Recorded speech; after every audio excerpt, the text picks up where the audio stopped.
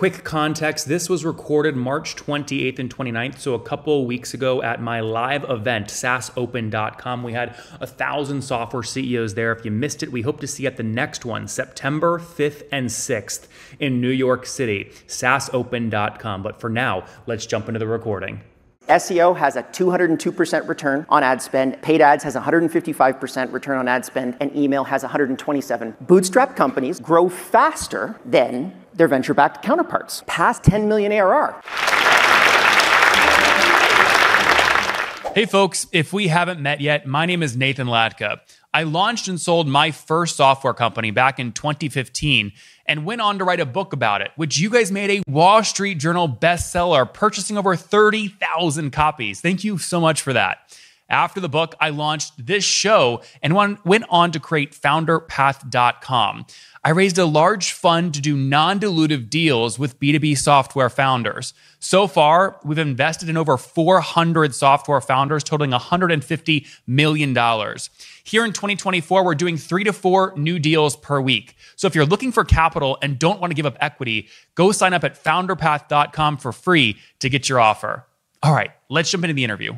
I want to start out my talk with a question because I always like to start out my talks with questions. And usually these questions are something that I talk about around a couple other founders.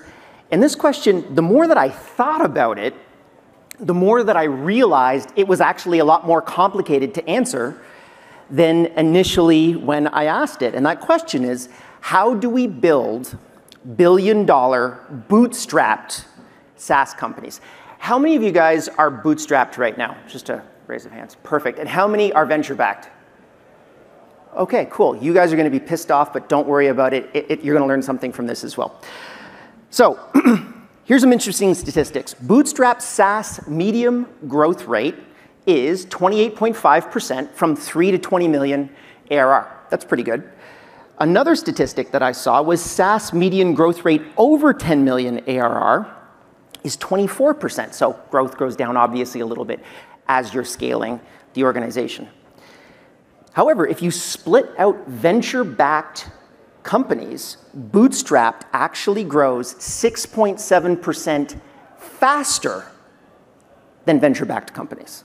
Now, isn't that very counterintuitive? Don't you usually have a bunch of people that are at conferences like this and say, no, you need to raise money because that's going to allow you to grow faster? But no. Bootstrap companies grow faster than their venture-backed counterparts. Past 10 million ARR, they actually grow faster than their venture-backed counterparts. There is a lot more failure rate on the smaller ones, but once you get past that 10 million ARR mark, Bootstrapped actually grows faster. So this was really weird for me because I thought to myself, okay, so if we want to build more billion-dollar bootstrap SaaS companies, we have to start to think differently because, to be completely honest with you, the information is different, the conflicts are different, the economics are different, the culture is different, the business is different, but in my opinion, it is better. And that's not just my opinion, that's a fact. So, how do we build billion-dollar bootstrapped SaaS companies? Well, my answer is that bootstrapped SaaS needs a different playbook than venture-backed companies. We need a different methodology in order to be able to build those types of companies. And I would also add on that bootstrapped companies learning from venture-backed companies is counterproductive to their overall growth. So we've seen a lot of bootstrapped companies, we've seen a lot of venture-backed companies that have talked over the last 2 days at SaaS Open. But what I really wanted to do was focus specifically on the 13 counterintuitive insights that I had bootstrapping an 8-figure SaaS. Now, this is the slide to say, please don't leave the room. I know what I'm talking about. My name is Liam Martin. I'm the co-founder and chief innovation officer at Time Doctor, which is just a really great way of saying I basically just get to play around with the research and development team all day long, which I've been loving, by the way, over the last year. I'm also the co-organizer of Running Remote, which is the largest conference on remote work. I also co-wrote the same titled book, Running Remote, which became a Wall Street Journal bestseller last year, teaching you everything you need to know on building and scaling remote teams. And I'm really passionate on focusing on understanding how work works. And my second passion is actually working with SaaS businesses. We have team members in 46 different countries all over the world, and they all work seamlessly because we've understood remote work at scale. And when I was working on this talk about a month ago, I was actually in this little coffee shop in the Phi Phi Islands. Does everyone know where the Phi Phi Islands are? One person. Okay. It's in Thailand. And I just realized in this moment, as I was writing out this talk, if I had raised venture money, I would have never been able to do the cool and fun stuff that I currently do now, me and my co-founder, because we can't just go fuck off to, Phi Phi Islands for 2 months. So it's also a lot more fun. So first insight that I have is if you can't measure it, you can't manage it. And probably a lot of people know this quote. It comes from Peter Drucker. But probably a lot of you don't know that Peter Drucker actually stole this from this guy, Lord Kelvin, and I actually like this one more. If you can't measure it, you can't improve it. And I stole it from this guy, David Skock, who actually did a really great talk at Web Summit last year about SaaS metrics. If you're interested in checking that one out, it is amazing. But in our organization, everyone has a number. And if you don't have a number, you can't work here. That's very simple. So when you start working inside of Time Doctor, you need to be able to have some type of quantifiable, trackable goal to work towards. And this is our version. And again, I'm going to give everyone access to this at the end if you're interested in downloading all of these reports. So this is our top level executive dashboard. We have leading indicators and we have lagging indicators. We have 3 different colors, which is red, yellow, and green. Green means everything's doing great. Don't worry about it. Maybe we should have actually set a more aggressive goal previous quarter. Yellow means maybe this person is not going to actually hit their target. We should probably pay attention. And red means there's a 50-50 shot of this person not hitting, or this department not hitting their goals or not. Just from looking at this dashboard, where were our problems for this quarter? Any ideas? It is PQLs, MQLs, deals, pipeline. We totally whiffed this particular quarter on our improved targets. So we work on that, obviously, and we spend 90% of our time on the reds, we spend 10% of our time on the yellows, and we spend none of the time on the greens. We basically just set a more aggressive target for next year. Next one, camels, not unicorns. Reduced resources eliminates optionality.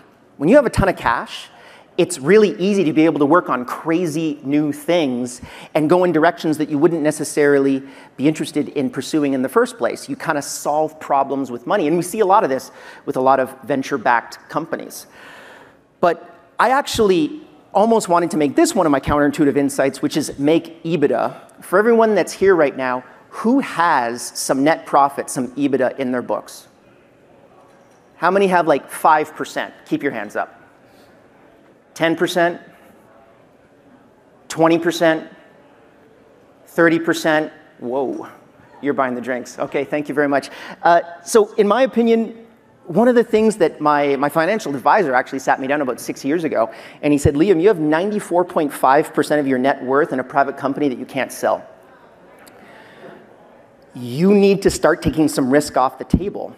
And so we did, and that's very counter to grow at all costs. Reinvest everything that you possibly can inside of this business. And in my opinion, that was the right move to make, which was start to make some profit, and it completely protected us against a lot of problems that we had down the line. I would say 10% is good, is a rule of thumb minimum. 20% is where I would really put the target at, and 30% is if you think that there are going to be some rough economic times in the next couple quarters, boost yourself up to 30% EBITDA to protect yourself in terms of that downside. Next one, large TAMs equals bad for bootstrapped companies. Again, this is probably something that people are not going to like very much when I say this, but these 3 books, how many of you have read Crossing the Chasm, Blitzscaling, or Scaling Up? Almost everybody, right? And what they teach is that, and I'm just using Crossing the Chasm as an example, you should be focusing on your early market segment, not the big mainstream market. So when we started Time Doctor, we had probably $1 billion total addressable market. Now, post-COVID, with everyone using remote work, our industry became a lot bigger. It's probably worth 20 to 30 billion at this point. And so we recognized that if we wanted to start the same business today, we would never do it because we just don't have the resources to be able to do it. And there are lots of competitors right now that are raising $50, $100, $200 million to be able to compete against us. But they've got to overcome the entrenched brand that we've built, which is very, very difficult for them. And we actually were terrified around 2021 because we had like 7 companies that raised over $100 million to come directly after our market. And so far, none of them have really penetrated the market that badly because we already had that early market segment. So focus on the markets that are early. I would say below 10 billion is where I would really go. But if you can get it lower to $1 billion total addressable market that you think is going to grow in the future, that's where you should go. Another honorable mention here is a lot of people talk about innovation, but you should really just talk about the dollars and cents. This is a great book, Traction. Has anyone read this book before? A couple people. It's amazing. Stop focusing about how to get from 0 to 1 and just focus how to do that particular thing. Next one, remote is the best option, which obviously is going to come from me, but I'll give you a couple statistics to be able to reinforce that. Remote workers are 35 to 40% more productive than their office workers. They have a higher engagement than on-site employees. On average, they save 72 minutes of their day just on commuting. So if you have your in-office employees and your remote employees, and you let your remote employees sleep for 72 more minutes per day, you will have more productive employees. They save between $600 and $6,000 yearly. They have a 93% of working professionals believe that remote work positively impacts their mental health. 51% of working professionals prefer fully remote. 46% prefer hybrid. 4% for some reason want to be in the office 24/7. I don't really know why that is. And then lastly, there's a 50% higher retention rate in compared to their in-office counterparts. And lastly, it's more fun. As I said, I get to go to the Fifi Islands. I get to travel around the world with my co-founder and all the other employees that work inside of the company.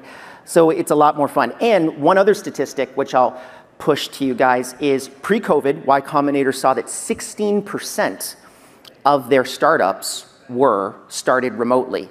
Today, this cohort, 82% are partially or fully remote. So if you want to be able to build products for the remote tech platforms and future, remote is definitely the direction to go.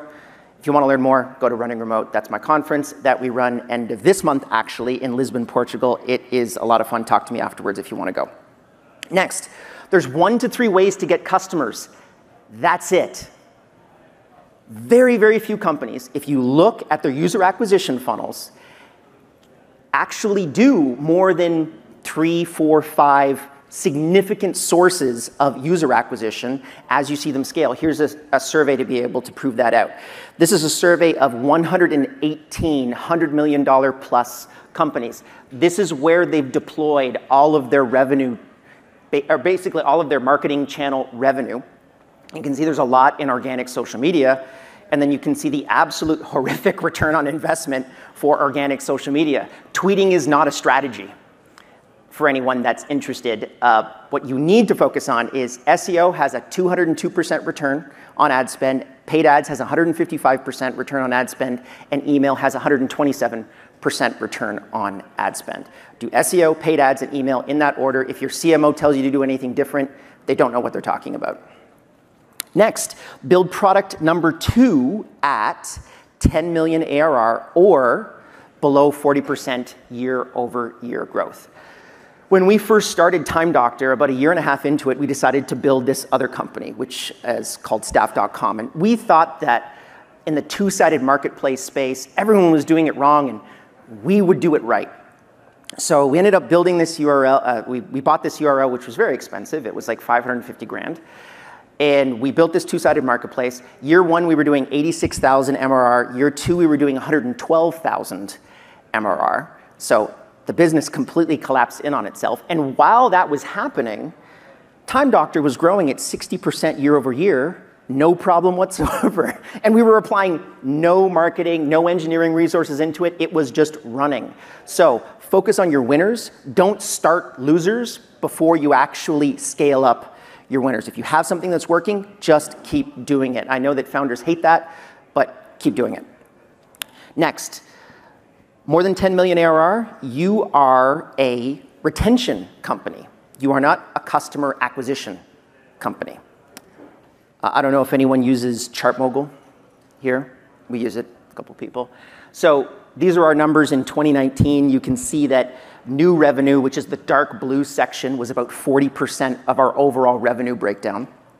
In 2023, it was about 15% of our overall revenue breakdown. We are an expansion company now. We are not a user acquisition company. So we've deployed a lot more resources to CS, making sure that we retain our customers, making sure that they're happy. As we just talked about in the previous talk, what to measure, CSAT, NPS, net retention, referral rate. We actually have an NPS of over 56 right now. So we're doing quite a bit better than Alvaro, which is obviously something else that I could talk to you about. Next one, brand is the most important thing. Past 10 million ARR. I really do believe this. So when COVID happened, a lot of companies just went and bought our product because they were like, well, we don't really have a remote team, but we identify what you guys do, which is time tracking for remote workers. And then when COVID happened, we just saw a massive, massive influx of revenue coming in. And we didn't really know where it was coming from, but we recognized long-term that it was from our brand impression. And if you have a company that's worth more than 10 million ARR, particularly if you have a large customer base, let's say more than 10,000 customers, they're going to talk, and that referral engine is something that's going to feed you to 100 million, in my opinion. How do you test this? Well, you increase prices and you see if they stay. That's one of the best ways to test that. We did that through experimentation, and it was one of those things that we should have done it 10 years ago, and we didn't do it. We realized that there was almost no impact on conversion and churn by raising our prices by 20%, which just automatically raised revenue by 20%. Next, product-led first, sales-led later. So this is a bit of a story of March of 2020. And everyone kind of knows what happened in March of 20. The entire economy completely imploded, exploded for remote work, imploded for everything else. So February of 2020, we were doing about 20,000 in new business MRR. By March, we were doing 115,000 in new business MRR. And by April, we were doing 212,000 in MRR. We literally took the sales team that was working on about 10% of all deals, and we said, if you're working on, and a $100,000 ARR deal would be important to that sales team, and we all of a sudden said, only work on $1 million deals. So the product-led engine actually converted all of those customers. 98% of our customers were converting through our product-led model, where a lot of our competitors didn't have that, and they basically wasted all of those leads where we ended up actually being able to get them. Funny story, we had a G20 country literally deploy on our software through a PLG model. I don't know how the credit card worked, but they deployed 500,000 employees on the system, and we went down for like an hour and a half. It was absolutely insane. And then we called them and we were like, stop. Stop doing this. We're going to shut down your account. We'll try to onboard you properly. And that resulted in 202% growth in 2020. But again, by focusing on the actual PLG base, we could have our sales team focus on the cream on the top. And a sales team is going to cost you a couple $1 million to really deploy at scale. So it's incredibly important that you keep those costs small, you build the product so it can sell itself, and then you add the sales team on top. Next, pay less attention to competitors. Here's a couple slides to be able to reinforce this. This is Forbes, Statista, top reasons why startups fail. There's also something from Fractal. Again, this is just stuff that I Googled. Get outcompeted is the 4th and 8th top reason why startups fail. Ran out of cash is the second most important one. If you're bootstrapped, you don't run out of cash because you live within your means and you don't have to actually invest in time in raising capital and going after all of these. I mean, you guys know that have raised capital. It sucks up a ton of energy and time. And so by removing that and focusing on just building and servicing customers that don't even know that your solution exists, particularly if you're an early side of the crossing the chasm process, you're going to be much more successful than focusing on your competitors that maybe own 2% of the overall market when you own 1% of the overall market. Next, and this is the most important one, founders will try to self-sabotage. If things are going well in the business, you're going to do stupid stuff to screw it up. And I think the reason why is because founders really like chaos. The company was born out of chaos. It was a very chaotic process to be able to say, we're going to do this thing that no one's ever done before, and I'm going to do absolutely every job inside of the organization. You're going to do stupid stuff like you're going to build a product that has no correlation to your original customer base. You're going to not answer emails properly. You're not going to work on partnerships the way that you should have been. You're just not going to focus on the things that matter because either consciously or subconsciously, you want to be able to sabotage the business because when you sabotage the business, there's more chaos and then you are in a state of chaos which makes you unhappy consciously but very unhappy subconsciously. And it breaks down into two big categories. Either, number one, you believe subconsciously that you don't deserve to build a billion-dollar business. Or number two, you have limiting beliefs. So your friends, your cousins, your parents, whoever it is, they don't want you to succeed, and that intrinsically becomes a problem for you. I had to work on this actually for years. I was scared of telling people that I'm rich. And it's one of those things that even triggers me right now because I think to myself, oh, rich people are lazy assholes that just kind of sit around all day and don't do anything. But the reality is that that was subconsciously holding me back from actually saying, well, I want to build a billion-dollar company and I want to be able to execute on that strategy and not become something that I hate. And that took a lot of therapy to be able to solve it. One last story I'll leave you with. I had a friend of mine, and I went to his office, and literally in his office, he had a little sticky note that read, "Your mother truly believes you deserve this." He had to put it up there just to be able to get past that mental block. If you're having that type of mental block right now, talk to me off stage. I'm happy to be able to help you. I've spent hundreds of thousands of dollars on therapy to hopefully change that type of mindset in my own head, but it's so important to be able to get past that self-sabotage because you will not succeed otherwise. The books didn't get here, unfortunately. I was supposed to do a book signing, but they were not shipped in time. But if you have any other questions, that QR code has all of the documentation that I just went through, including this talk. And if anyone wants to chat with me, I'll be around. Thanks a lot.